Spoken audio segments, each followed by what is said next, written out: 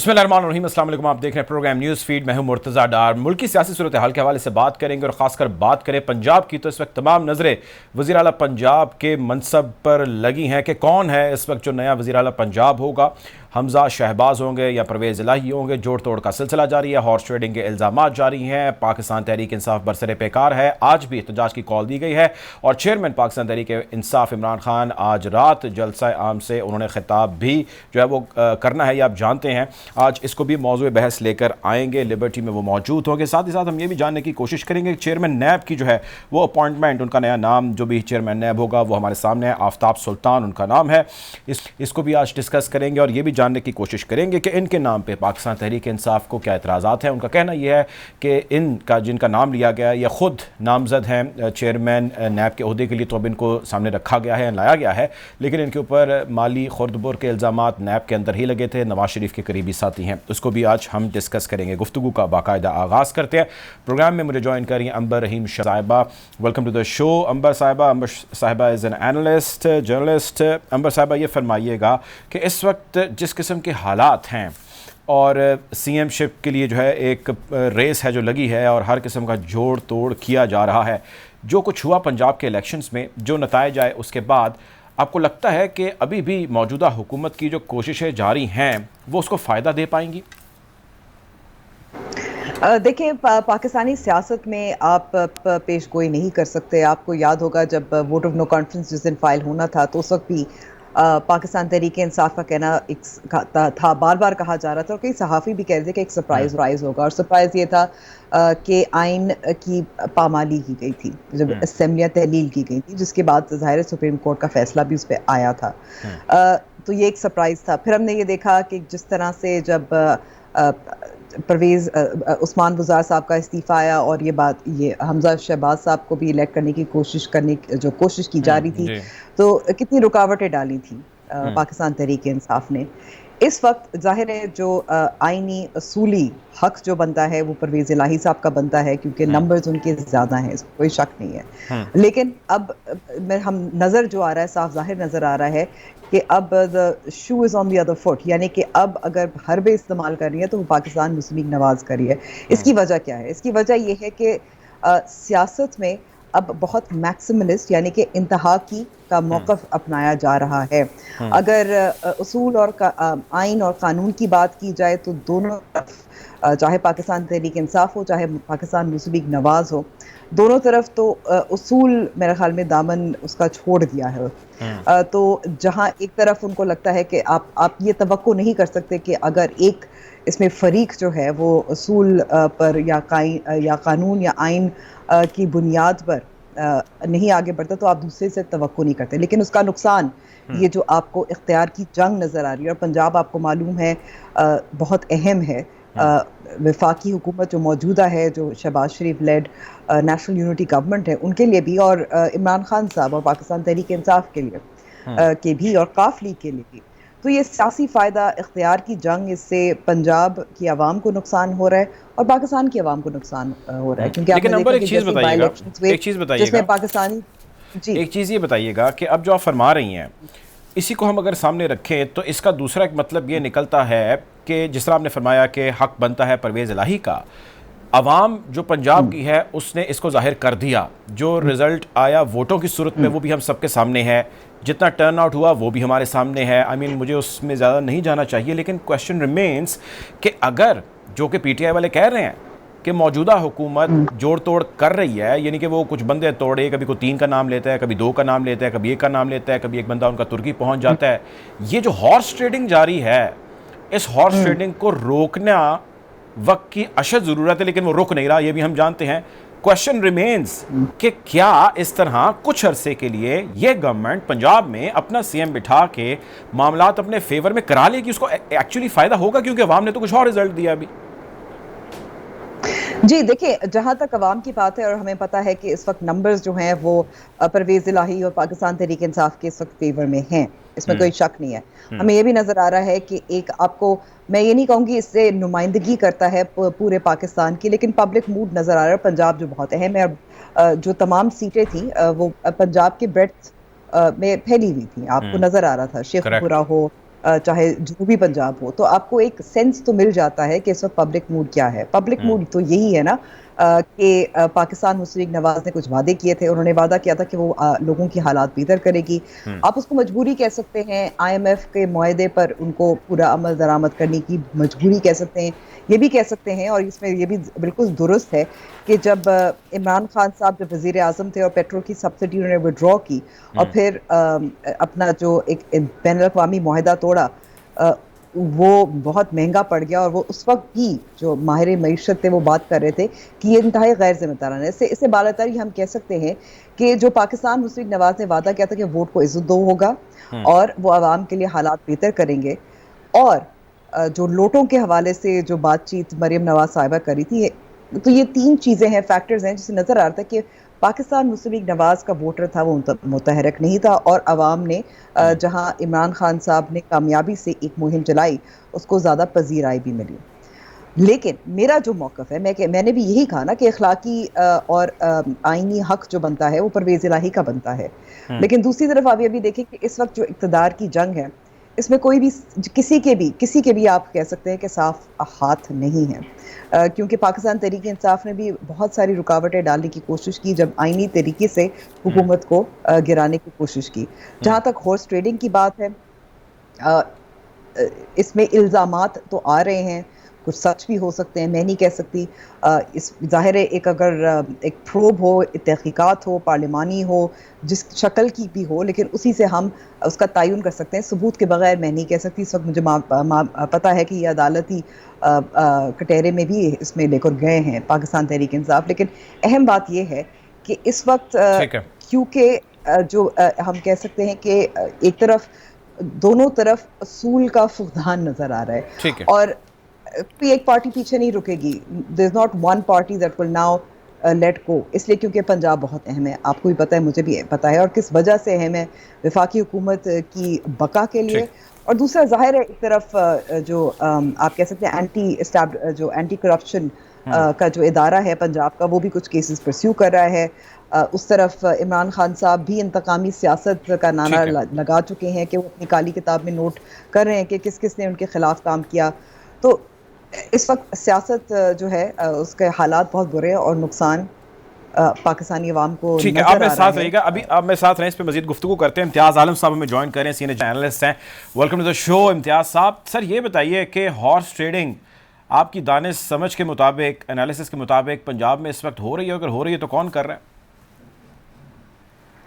देखिए, दोनों अतराफ कोशिश कर रही है। कुछ वाहिद आए हैं कच्चे पक्के, लेकिन आज सुप्रीम कोर्ट के प्रोसीडिंग में उनके सामने कोई ठोस शहादत नहीं आई है। लेकिन दोनों तरफ से बहुत रस्साकशी है एक दूसरे के अराकीन को असेंबली में न जाने देने की। मुस्लिम लीग के 2 लोग मुनहरफ हो चुके हैं पहले ही। उनके हवाले से शेख रशीद का टेलीफोन की कॉल भी सामने आ गई और अब एक उनकी खातून को हो गया है कोरोना। इसी तरह मुझे लगता है कि कुछ और अराकीन को भी कोरोना हो सकता है या बीमार हो सकते हैं। लेकिन ये मामला बहुत खौफनाक किस्म की ये पावर स्ट्रगल है। इसमें पार्लिमानी सियासत और पार्लिमानी अखलाकियात और जमहूरी वैल्यूज उसकी कोई नहीं है, सारी पावर स्ट्रगल। अगर चौधरी परवेज इलाही इमरान खान चौधरी परवेज इलाही को कामयाब कराने में कामयाब हो जाते हैं तो फिर उनका निशाना इस्लामाबाद होगा और वो इस्लामाबाद के सिंहासन को हिला सकते हैं। अब पहले उनके रास्ते बड़ी रुकावट पंजाब में हमजा की हुकूमत थी। ये जो मदर ऑफ ऑल मिस्टेक्स थी, यानी जो गलतियों की अम्मा थी, वो था अदम एतमाद। अब ये दूसरी बड़ी गलत करने जा रही है। अब मुस्लिम लीग नवाज और कोलिशन के हर तरीके से जो अक्सरियत पार्टी है, ये कोलिशन है PTI और PML क्यों की उससे रोकने की वो कोशिश करेंगे। लेकिन अब जिस तरह कहते हैं कि जंग में और मोहब्बत में तो हर चीज फ्री होती है, जंग में जाहिद होती है। तो लगता ही है कि ये बड़ा खौफनाक पड़ेगा। आपने वैसे नाम बड़ी जबरदस्त निकाली है, मदर ऑफ ऑल मिस्टेक्स, बहुत जबरदस्त टर्म निकाली है। अब ये बता दें, ये फरमा दें, कल असेंबली में जूते चलेंगे, लोटे चलेंगे और कुर्सियां चलेंगी, लोग जख्मी होंगे बड़ा वहां पे हंगामा होगा, सुई गैस भी चलेगी, ये आंसू गैस भी चलेगी। अच्छा अब देखिए क्या होता है कल। सुई गैस तो आजकल बड़ी कम आ रही है सर वैसे ही घरों में। खैर मैं जानना आपसे ये चाहता हूँ कि एक चीज़ जो एक आंसू गैस आम शहरी जो एक चीज़ जानना चाहता है वो ये कहते हैं कि यार ये नून लीग वाले, पीपल्स पार्टी वाले, ये सारे मंजे हुए खिलाड़ी थे, कई मरतबा आ चुके हैं, कई डेकेड्स बैठ चुके हैं, तो इनको पता ही नहीं लगा कि इनके साथ क्या हुआ है। जिस तरह आप कह रहे हैं मदर ऑफ ऑल मिस्टेक्स, इन्होंने गलती की ये सारा करके और अपने ऊपर सारा उन्होंने उसका जो है वो रिजल्ट ले लिया और वो हमने नताइज देख लिए पंजाब इलेक्शंस के अंदर। तो इनका तजर्बा कहाँ पे गया था, या इनको किसी ने डंडे के जोर पे कराया, और अगर कराया तो क्या इतने मासूम है कि आगे सरेंडर करके उन्होंने कहा जी ठीक है वी आर रेडी? वो शेख रशीद ने किसी ज्योतिषी के हवाले से किस्सा सुनाया कि पत्थर गिरने जा रहा था इमरान खान पे। अच्छा। इमरान खान को पीडीए वालों ने हटा दिया और वो शहबाज शरीफ के सिर पे गिर गया है। ये जो कहा जा रहा है ना कि बहुत मंजे हुए, ये पाकिस्तान की मईशत इतनी कंगाल, इतनी बदहाल और इतनी तबाहकुन हो गई हालत में पहुंच गई है कि इसका संभाला जाना आसान नहीं है। अगले 2, 3, 4 साल बड़े मुश्किल होंगे पाकिस्तान के लिए अगर हमने पाकिस्तान की मईशत के बुनियादी जो नकाइस हैं और कमजोरियां हैं और बुनियादी तौर पर सियासी मईशत की वो ठीक न की। एक छोटी सी मईशत पे हमने एक बहुत बड़ी रियासत खड़ी कर दी है जिसका छोटी सी मईशत बोझ नहीं उठा सकती। हमारी जो एलीट है और अपर बलाई तबकात है और मिडिल क्लास जो है वो उनका सारा वेस्टर्न स्टाइल है, कंजम्पशन का है, वो इम्पोर्ट सारी उस पर सारे डॉलर चले जाते हैं। फिर ये हमारे जो पैरेलल इकोनॉमी है और स्टेट बिजनेस है और फ्यूडल्स हैं, ये कोई कंट्रीब्यूट नहीं करते हैं नेशनल वेल्थ में, और हमारी जो प्रोडक्टिव इकोनॉमी है उसका कोई हाल नहीं है। और अब तो ये हो गया है कि जो कर्जों की सूरत हाल है, अब हमारे पास कर्जे भी बदावा नहीं रहे। पहले हम कोल्ड वॉर पीरियड में अमेरिका की एड और जो थी कर्ज था उस पे चलते थे, फिर अफगान जंग पे चलते रहे। अब मसला ये है कि 36 अरब डॉलर तो सिर्फ इस साल चाहिए, और जो हमने रीपेमेंट्स करनी है और सूद की कीमत अदा करनी है वो हम जितने कर्जे लेंगे उसमें चली जाएगी और वफाकी हुकूमत के पास नेट कुछ भी नहीं बचेगा। तो लिहाजा ये बहुत बड़ा क्राइसिस है। ये हुकूमत तो ये भी नहीं कर पा रही कि ये जो स्पेकुलेटर्स हैं इसमें एक्सचेंज फॉरेन एक्सचेंज मार्केट में ये जो डॉलर का धंधा कर रहे हैं, जिसमें प्राइवेट बैंक शामिल है और बड़ा माल कमा रहे हैं, हजारों सैकड़ों अरब रुपए रोजाना कमाए जा रहे हैं, इसमें हुकूमत उन पे क्यों नहीं क्रैक डाउन करती, इन्हें एफआईए के हवाले क्यों नहीं करती, स्टेट बैंक इंटरवीन क्यों नहीं कर रहा। ये जो मुझे याद है सर वज़ीर-ए-आज़म साहब से लाहौर में जब मुलाकात थी, आप उस मुलाकात में मौजूद थे, आपने वज़ीर-ए-आज़म साहब से तकरीबन मिलता जुलता ये सवाल किया था और उन्होंने तकरीबन गोलमोल ही किया था जवाब, यानी कि किस्सा मुख्तसर ये समझ आया था कि जवाब कोई नहीं है उनके पास, लेकिन उनको करना पड़ गया सारा कुछ। देखिए अब बहुत बड़े सियासी समझौते की जरूरत है, और ये कि अगर आप इंतखाबात फौरी भी कराएंगे, जो कराने मजबूरी बनती है, सियासी बहरान हल नहीं होगा उसके बाद, लेकिन अगर वो भी कराएंगे तभी बहरान माशी बढ़ जाएगा। मईशत आपके सियासी फैसलों से आजाद हो गई है और सियासतदान आपस में जो लड़ाई लड़ रहे हैं उससे मईशत बहाली का कोई इम्कान नहीं है। जो सख्त इकदाम किए गए आप देखें, उसके बावजूद कि IMF के साथ जो स्टाफ लेवल का माहिदा था उसकी खबर आ गई और बाकी जगहों से भी खबरें अच्छी आ गई थी, लेकिन क्या हुआ, रुपया गिरता चला गया। मार्केट में 30 बिलियन डॉलर की आपकी ब्लैक मार्केट है, ओपन मार्केट जिसे आप कहते हैं डॉलर, और बाकी तो सारा धंधा बैंक कर रहे हैं। पहले बैंक 5 रुपए चढ़ाते हैं, फिर 5.5 और 6 रुपए ये जो करेंसी एक्सचेंज वाले हैं वो चढ़ा देते हैं। हुकूमत तो इसे भी कंट्रोल नहीं कर पा रही।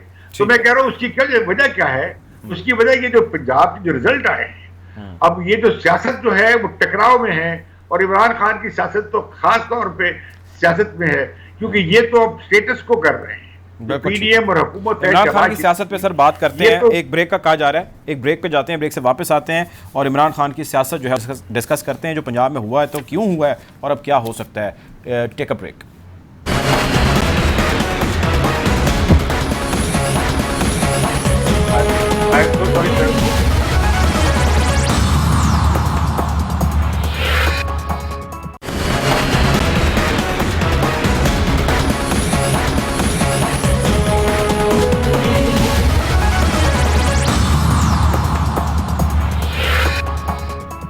Welcome back after the break. Programme में हमारी गुफ्तगू का सिलसिला जारी है। पंजाब का अगला सीएम कौन होगा, हमजा साहब होंगे या परवेज़ इलाही साहब होंगे, तमाम नजरें इसी पर जुड़ी हैं। मेरे साथ मौजूद हैं इम्तियाज़ आलम साहब और अंबर शमसी साहिबा। अंबर साहिबा, ये फरमाइएगा, ब्रेक पर जाने से पहले हम बात कर रहे थे कि जो कुछ भी पंजाब में हो रहा है और इमरान खान की सियासत हो रही है, मेरा सवाल आपसे ये है कि हम ये अज्यूम कर रहे थे जब इमरान खान का टेन्योर चल रहा था, और आप भी मल्टीपल हमारे टॉक शोज़ के अंदर हैं और हमने डिस्कस किया कि कितनी बुरी जो है वो गवर्नेंस चल रही है, कभी कहीं प्रॉब्लम है और कहीं प्रॉब्लम है, और लार्जली जो है हमने देखा महंगाई जो है उसने लोगों का जीना दोबर किया रखा। बहुत मुख्तलिफ नताइज आए। इमरान खान का नैरेटिव हर किसी ने बाय किया, लार्जली लोगों ने बाय किया। उनके जलसे देख लें, उनके प्रोटेस्ट देख लीजिए, आप उनके नताइज पंजाब के अंदर देख लीजिए। Something absolutely has happened wrong somewhere. What do you think is that? जी, इसमें दो तीन चीज़ें हैं कि पाकिस्तान मुस्लिम नवाज ने जो अपना एक उनका मौक़िफ़ था, जो मरियम नवाज साहिबा ने ये बहुत सारे जलसे किए थे, she was the face of the anti establishment movement, यानी कि अपने वालिद की वो एक तरह से तर्जुमानी भी कर रही थी और उनका भी मौक़िफ़ एंटी एस्टैब्लिशमेंट था। दूसरा ये कि महंगाई और गवर्नेंस पे पाकिस्तान मुस्लिम नवाज ने बहुत तनकीद भी की और अपने आप को हमेशा से पेश किया कि वो बेहतर गवर्नेंस करते हैं, उनके लोग ज़्यादा तजर्बेकार भी हैं। मैं ये कहूँगी, to give the benefit of the doubt, कि जो हालात इस वक्त थे और इस वक्त हैं, इसमें मुकम्मल तौर पर पाकिस्तान मुस्लिम नवाज या नेशनल यूनिटी गवर्नमेंट भी कह सकते हैं, उनकी गलती नहीं है। इसलिए क्योंकि ये ज़रूर मैं कह सकती हूँ कि उन्होंने जो पहले महीने एक कश्मकश में रहे थे कि इलेक्शंस करने हैं या नहीं करने, और IMF के साथ जो मुआहदा है उसका क्या करना है, उसकी वजह से तो नुकसान हुआ और वो उनकी गलती है। लेकिन अगर ऑयल प्राइसेस जो हैं वो बढ़ रहे हैं रशिया यूक्रेन की वजह से, और जो ग्लोबल आपको एक एनर्जी क्राइसिस नज़र आ रहा है, उसकी वजह से जाहिर है उसकी गलती उनकी जिम्मेदारी नहीं है। और अगर IMF के साथ मुआहदा जो करना है निगोशिएबल नहीं था, इसलिए क्योंकि हम देख सकते हैं कि पाकिस्तान की मैशत, जैसे इम्तियाज़ साहब ने भी कहा था कि ये बिल्कुल ऐसे कोमे में है, इतनी बुरी हालत में, इतनी बीमार है कि कौन सा मुल्क है जो इस वक्त जहां आपके पास एक ग्लोबल क्राइसिस है, हर तरफ आपको नज़र आ रहा है कि इन्फ्लेशन बढ़ी हुई है, तो पाकिस्तान जैसी थर्ड वर्ल्ड कंट्री जो बार बार कर्जे लेता है, किसको एतमाद होगा? ख़ासतौर पर जब इमरान खान साहब ने अपनी कमिट किया था कि सब्सिडी ख़त्म करेंगे, कि दोबारा से पैसे दें, तो वो मजबूरी थी। मगर जो तवक्कुआत और जो वादे किए गए थे पाकिस्तान मुस्लिम नवाज की तरफ से, मेरे ख्याल में कि उसकी वजह से उनको काफ़ी शिकस्त भी हुई। यानी आप ये कह रही हैं, बहुत लाख कहना है, और एक और I do want to add another point here. It's very important. I think क्योंकि पाकिस्तान मुस्लिम नवाज का मौक़िफ़ है कि 2018 में ये सीटें उन्होंने जीती नहीं थी। 11 जो थी पाकिस्तान तहरीक इंसाफ के पास गई थी और 9 जो थी इंडिपेंडेंस की थी। लेकिन इसके बावजूद आपको जो पाकिस्तान तहरीक इंसाफ के वोटर में इजाफा नज़र आ रहा है, वो इस वजह से है, और आपको जो पाकिस्तान मुस्लिम नवाज के वोटर में मायूसी नज़र आ रही है, जो उनके वोट जहाँ जहाँ उनके उम्मीदवार थे या उनमें जो एक डिफरेंसेस थी कि कहीं उन्होंने मुनव्वर फराकीन को खड़ा किया और आपको नज़र आया कि वो लोग नहीं गए, तो इसके से साफ जाहिर होता है कि मुतहर्रिक करने में पाकिस्तान तहरीक इंसाफ ज़्यादा कामयाब रही। इमरान खान साहब की जारहाना जो सियासत रही है वो भी कामयाब रही। आपकी सारी बातों का कंक्लूजन ये निकाला जा सकता है कि पाकिस्तान तहरीक इंसाफ ने परफॉर्म अच्छा नहीं किया, वर्ल्ड इंडिकेटर्स कुछ इस किस्म के हो गए, PMLN की परफॉर्मेंस वादा जो उसने किया था वो पूरा ना कर सकी, और उस सारी सिचुएशन को PTI कैश कर गई। So there was nothing good on their part apart from a good campaign, right? जी बिल्कुल, कुछ ऐसी बात है। ऑल राइट, ठीक है। आप मेरे साथ रहिएगा। हसन खबर ज्वाइन करें पाकिस्तान तहरीक इंसाफ से। वेलकम टू द शो खबर साहब। हसन खबर साहब, ये फरमाइएगा, एक ओपिनियन ये है, बड़ा स्ट्रॉन्ग है, जिस नंबर साहब भी फरमा रही हैं, वो कह रहे हैं कि जी हालात कुछ इंटरनेशनली और लोकली इस किस्म के हो गए कि वो पाकिस्तान तहरीक इंसाफ की फेवर में चले गए, जबकि मामलात ऐसे हैं नहीं, कुछ एक्सेप्शनल या आउट ऑफ द बॉक्स चाक के खान साहब ने कुछ नहीं किया या आप लोगों ने कुछ नहीं किया। इंटरनेशनली महंगाई बढ़ गई, पाकिस्तान को IMF से पैसे नहीं मिले, PTI पाकिस्तान मुस्लिम लीग नून को खास परफॉर्म नहीं कर सकी, और इवेंचुअली जो है आपने प्रोपोगेंडा, चूंकि आपके ऊपर इल्ज़ाम ये कि आप लोग प्रोपोगेंडा की कैंपेन्स बड़ी स्ट्रॉन्ग करते हैं, आपने वो दोबारा की और you guys have sold it. How would you respond to this? देखिए, बात ये है कि अपनी तारीफ तो हर सियासी जमात जो है वो करती है अपने काम में, और जाहिर है कि हम भी करेंगे और कोई भी सियासी जमात करती है। लेकिन मैं आपको जरा याद कराना चाहता हूँ कि आप याद करें कि जब कुछ अर्सा पहले बिल गेट्स पाकिस्तान आए जी तो कोरोना जो दुनिया के अंदर सबसे बड़ी वबा थी, 100 ईयर एक ये जो डिजीज थी, एपिडेमिक ही आया, उसके ऊपर पाकिस्तान ने जिस तरह उसका मुकाबला किया और जैसे पाकिस्तान की मईशत को उस वबाल से निकाला, तो बिल गेट्स भी ये कहने पे मजबूर हो गए और उनकी स्टेटमेंट थी कि आई वॉज ब्लोन अवे, यानी कि वो हैरान हो गए कि पाकिस्तान जैसा मुल्क भी ये काम कर सकता है। दूसरी बात ये है कि कुछ किस्मत से इत्तेफाक ऐसा हुआ कि जब हमारी हुकूमत गई और जो बजट आया तो साथ ही इस हुकूमत को economic survey of Pakistan release करना पड़ा। ये वो सर्वे था जो कि मौजूदा हुकूमत ने रिलीज किया, लेकिन आप जाहिर है कि फजल उसमें कितनी कर सकते हैं। तो वो जो सर्वे है वो ये बताता है कि कैसे हमारे ग्रोथ नंबर्स जो थे वो ऊपर थे और कितनी ज्यादा तरक्की हुई। तीसरी बात यह है कि आप पाकिस्तान की अगर एक्सपोर्ट फिगर ले लें, पाकिस्तान 22 दफा क्यों IMF के पास किया है? क्योंकि हमारा करंट अकाउंट का खसारा होता है। करंट अकाउंट का खसारा इसलिए है कि हमारी जो तरसीलात जड़ थी वो भी कम थी और हमारी जो बरामदात है वो पिछले 30 साल से $25 अरब से आगे नहीं हुई, बल्कि पिछले 5 साल जो नून लीग का दौर था और नीचे हुई। पहली दफा पाकिस्तान की तारीख में वो $30 अरब से तजावुज की और यही एक तरीका है अगर आपने पाकिस्तान को निकालना। प्रोपेगेंडा अगर किसी ने किया तो मैं समझता हूँ कि वो पाकिस्तान पीपल्स पार्टी ने, नून लीग ने, वो तमाम जमातें जो आज हुकूमत में उन्होंने किया और वो इस तरह किया कि आपको याद होगा कि जब आलमी मंडी में तेल की कीमतें बढ़ती थी तो ये हर रोज कहते थे कि जी 3 रुपए बढ़ा दिया है, 4 रुपए का पेट्रोल पंप गिर गया और हम इनको सही बताते थे कि जी इंटरनेशनल प्राइसेस है, हमने पेट्रोलियम डेवलपमेंट लेवी और सेल्स टैक्स 0 पे ले आए हैं, बाकी हमने इसको पास ऑन करना है। अच्छा, ये प्रोपेगेंडा कर करके कम से कम इनकी जो अपनी सपोर्ट बेस थी उसको ये इंप्रेशन मिला कि शायद वाकई इनके पास कोई ऐसा हाल है जो पाकिस्तान तहरीक इंसाफ के पास नहीं है। अब वो ये कि ये जैसे ही आए, एक तो क्योंकि ये सारा प्रोपेगेंडा था तो उनसे मईशत बिल्कुल मैनेज नहीं हुई और आपने देखा है कि पिछले जो 100 दिन है, मैं आपको सिर्फ एक एग्जांपल दूं कि जो डीवैल्यूएशन पिछले 100 दिन में हुई है इसमें पाकिस्तान के जो सिर्फ बैरून मुल्क कर्जे हैं वो 5300 अरब बढ़े हैं। इसका मतलब ये है कि अगले आने वाले 7 साल में हमने अपने जो तरक्याती अखराजात पे खर्च करना था, 7 साल का PSDP वो सिर्फ ये 100 दिन के अंदर बर्बाद हो गया। अच्छा, इसी तरह अगर आप डॉलर का अब ये देखिए कि जो रुपए की गिरावट है, फ्री फॉल है, ये भी आपको बताता है।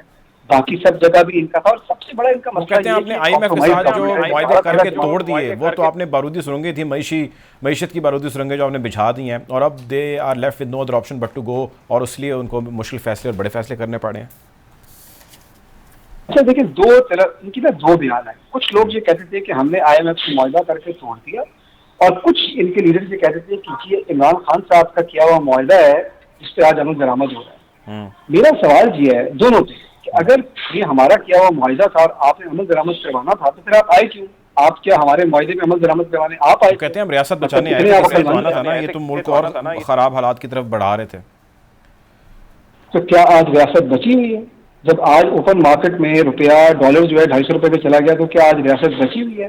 क्या जब IMF का प्रोग्राम अप्रूव होने के बावजूद पाकिस्तान की मईशत की हालात है तो क्या आज रियासत बची हुई है? क्या आज लाहौर के अंदर जो आसिफ अली जरदारी बैठ के लोगों को खरीद रहे हैं, क्या ये रियासत बची हुई है?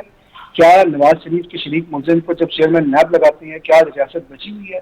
ये रियासत बचाने आए थे।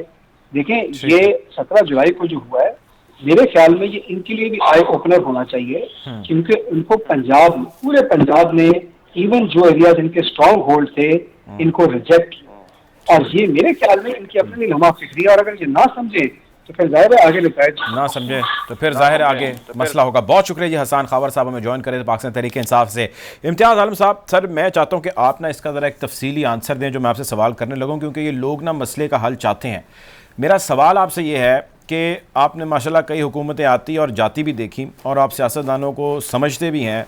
मुझे आप ये बताइए सर कि इस वक्त जो हमारे हालात हैं और जिस नहज पे हमारा मुल्क आ चुका है, आपको लगता है कि अब कोई सूरत बची है चीज़ों को बिल्कुल कंट्रोल करने के और उसको जो है राइट डायरेक्शन पे ले जाने की? क्योंकि हमें जो नज़र आ रहा है इस वक्त जो कुछ पंजाब में हो रहा है, किसी सूरत भी कोई भी बंदा जो है वो पावर गेम से हटने के लिए तैयार नहीं है और ये सिलसिला वैसे का वैसे जारी जैसा ही चलता आ रहा है और मज़ीद ख़राब हो चुका है। पहले तो कुछ ये इनकी जवाब दे दूं कुछ बातों का। जी देखिए, कोरोना से का पाकिस्तान पे उतना बुरा असर नहीं पड़ा था जितना दुनिया पे पड़ा। दूसरी वजह यह है कि कोरोना में हमें काफी मदद मिली, और उसके बाद कोरोना के बाद जब दोबारा इकोनॉमी शुरू हुई तो हमने देखा दुनिया में एक सरजाई उभार आया तमाम मईशतों में। लेकिन एक बुलबुला था, ये जो बताते हैं 6% GDP ग्रोथ है, इंडस्ट्री की ये थी और फला की, ज़राअत की ये थी वगैरह थी, ये सारी ग्रोथ इंपोर्ट बेस्ड थी, दरामदात पे, और ये कंजम्पशन खपत पे। और इन्होंने जिस तरह गाड़ियां मंगवाई और जिस तरह उन पे पैसे खर्च हुए और लग्जरी गुड्स आई, तो फिर उन्होंने नहीं देखा कि करंट अकाउंट खसारा यानी हमारा बैरूनी खसारा वो कितना बढ़ जाएगा। लिहाजा फिर ऊपर से ये किया कि इन्होंने 3 फाइनेंस मिनिस्टर बदले, तीनों की पॉलिसीज एक दूसरे से उलट और मुख्तलिफ थी। फिर इन्होंने माहिदा किया, फिर उसे तोड़ दिया, फिर वो सियासी ड्रामा किया तेल की कीमतें करने का, वो इनके गले में अजाब पड़ गया और इंटरनेशनल मार्केट में एतमाद उठ गया। आप ये उठा लीजिए ना, दुनिया की क्रेडिट कंपनीज जो है इंटरनेशनल, उन्होंने क्या कहा है कि इनकी गैर जिम्मेदारियों का जिक्र है उसमें। इसका मतलब ये है कि हम इन्हें मौजूदा लोगों को बजुल जमा करार दें। ये बहरान बहुत बड़ा है, ये रियासत सस्टेनेबल नहीं है, पाकिस्तान की मईशत दम तोड़ गई है। इसे सस्टेनेबल बनाने के लिए बुनियादी फैसले करेंगे। ये IMF, आजकल मैं देख रहा हूं सारे मीडिया पे IMF का गुण गाए जा रहे हैं, हर बंदा IMF का आइडियलॉग बना हुआ है। और ये हमारे जो मिफ्ता इस्माइल हैं, ये बहुत बड़े उनके भाई, जब तक स्टेट इंटरवीन नहीं करेगी ये करेंसी का बहरान और रुपए का बहरान हल नहीं होगा। जब तक स्टेट इंटरवीन नहीं करेगी ये फ्री मार्केट मैकेनिज्म बात हल नहीं होगी। ये बात के बुनियादी मसले क्या है? आपकी प्रोडक्टिव इकोनॉमी कमजोर है सर, ये कौन करेगा? आपकी इकोनॉमी किराया साहब, सर ये कौन करेगा? ये हमें ही कर सर कैसे करें? करना पड़ेगा सर। लोग तो जाते हैं वोट कास्ट करके, आप देखें पंजाब में लोगों ने वोट कास्ट किया, अब आप जो नताइज आ रहे हैं सर, आप देखें उसके ऊपर जो है वो हॉर्स ट्रेडिंग शुरू हो गई लाहौर के अंदर, पंजाब के अंदर। उसका मतलब ये है कि पाकिस्तान जहन्नम रसीद होने जा रहा है। सर फिर करें क्या? सर वही तो पूछ रहा हूं ना, बताइए। शामिल है इसमें, पाकिस्तान के उमरा भी शामिल है। खुदारा आप खुद खौफ खाएं। हम शहरी हैं, हमने अपने मुल्क को बचाना है इस आफत से, और इन सियासी पार्टियों पे जोर देना है कि ये जो सियासी एडवेंचरिज्म कर रहे हैं, महाजराई कर रहे हैं, उससे इस मुल्क की मईशत के पल्ले पहले ही कुछ नहीं है तो और सारा भांडा फूट जाएगा और कोई नहीं बचेगा। ये समझते हैं ना कि इमरान खान जो कल चौधरी साहब को लेकर आ रहे हैं परवेज इलाही को, ये कौन सा उनके फुंदरा लग जाएगा जमहूरियत का और ईमानदारी का और शफाफियत का। अब सारी तहरीक इंसाफ जो है उसके लिए शर्म का मुकाम होगा अगर जिससे कि इमरान खान कहते थे पंजाब का सबसे बड़ा डाकू, वो अखलाकी बुनियाद कहाँ गई?